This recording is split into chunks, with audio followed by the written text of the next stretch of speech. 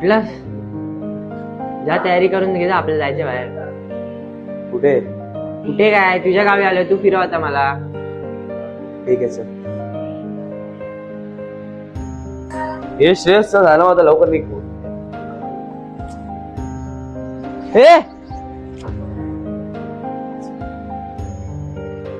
चल ना लवकर, टाइमपास. ना